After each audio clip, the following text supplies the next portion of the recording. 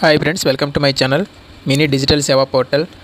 Friends, ఈరోజు మనం CP grams అని చెప్పేసి మనం లాస్ట్ టైం వీడియోలో చెప్పుకున్నాం కదా. ఈ యొక్క సిపి గ్రామ్స్ దగ్గర చాలామంది పాస్వర్డ్స్ అనేది మర్చిపోతుంటారనమాట. ఆ పాస్వర్డ్ మర్చిపోతే ఏ విధంగా మనం దాన్ని రికవర్ చేసుకోవాలనేది నేను ఈ యొక్క వీడియోలో క్లియర్గా చెప్తానండి. ఇక్కడ సిపి గ్రామ్స్ అని చెప్పేసి కనబడుతుంది కదా, ఈ యొక్క దాని మీద క్లిక్ చేసినట్లయితే మనకు ఈ విధంగా పోర్టల్కి అనేది తీసుకెళ్ళడం జరుగుతుందన్నమాట.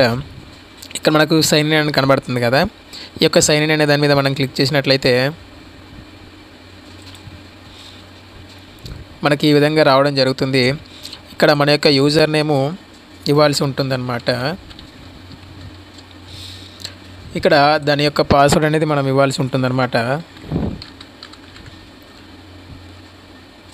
కింద సెక్యూరిటీ కోడ్ అని ఉంది కదా, సెక్యూరిటీ కోడ్ దగ్గర ఆ క్యాప్చర్ని ఇవ్వాల్సి ఉంటుందన్నమాట.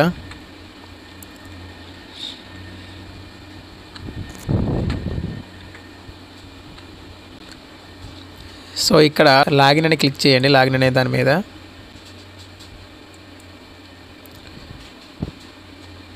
చూశారు కదండి, ఇక్కడ మనకు invalid user name or password అని చెప్పేసి కనబడుతుంది కదా. ఇలా వస్తే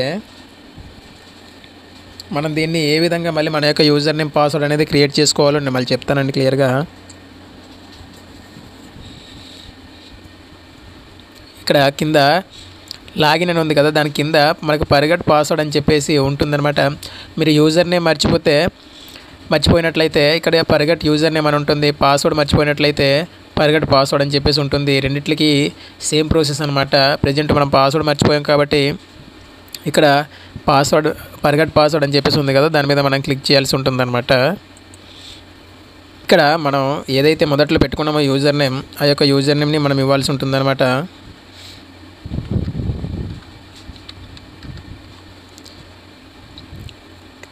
కిందన ఈమెయిల్ అడ్రస్ అనేది ఇవ్వాల్సి ఉంటుందన్నమాట.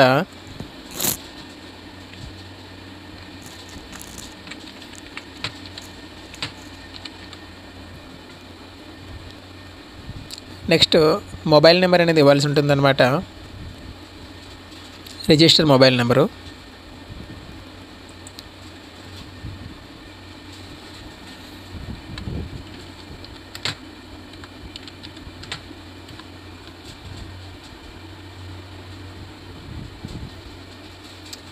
కింద సెక్యూరిటీ కోడ్ అని ఉంది కదా, ఈ యొక్క సెక్యూరిటీ కోడ్ దగ్గర ఆ పక్కన ఉన్న క్యాప్చాని మాత్రం మనం ఎంటర్ చేయాల్సి ఉంటుంది. క్యాపిటల్ అయితే క్యాపిటల్,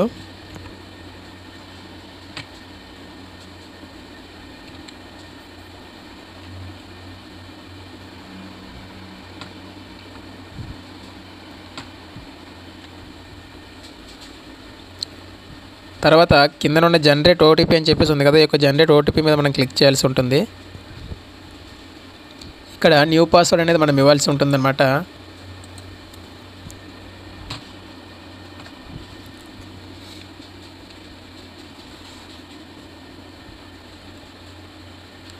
నెక్స్ట్ కన్ఫర్మ్ పాస్వర్డ్ దగ్గర కూడా మనం ఫస్ట్లో ఏదైతే పాస్వర్డ్ ఇచ్చామో అదే పాస్వర్డ్ని సేమ్ యాస్టీస్గా ఇవ్వాల్సి ఉంటుందన్నమాట.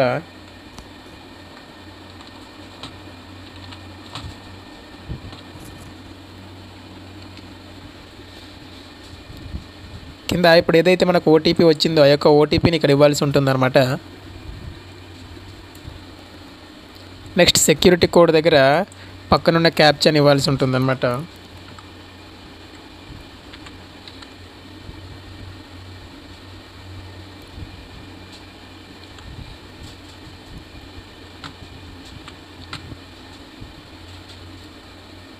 కింద సబ్మిట్ అనేది కనబడుతుంది కదా, ఈ యొక్క సబ్మిట్ మీద మనం క్లిక్ చేయాల్సి ఉంటుందన్నమాట.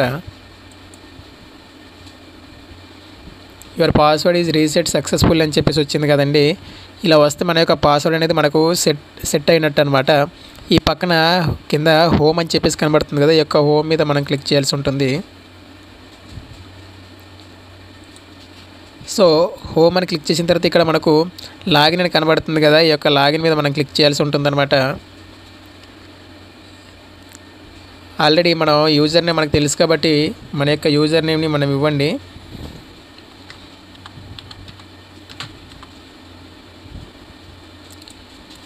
కింద ఇప్పుడు ఏదైతే మనం పాస్వర్డ్ కొత్తగా పెట్టుకున్నామో ఆ యొక్క పాస్వర్డ్ని ఇవ్వాల్సి ఉంటుంది.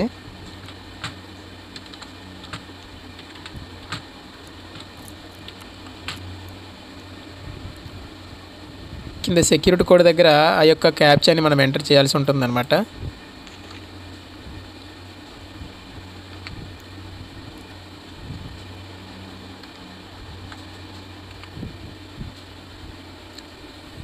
నెక్స్ట్ ఇక్కడ లాగిన్ అనే దాని మీద క్లిక్ చేసినట్లయితే మనం లాగిన్ అవ్వాల్సి ఉంటుందన్నమాట.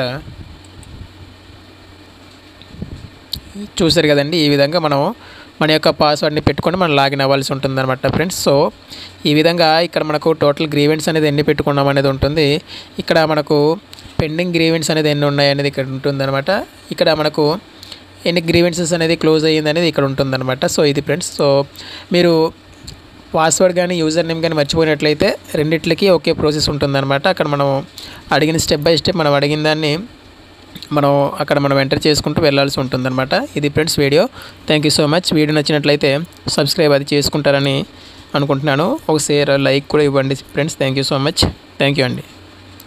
జై హింద్.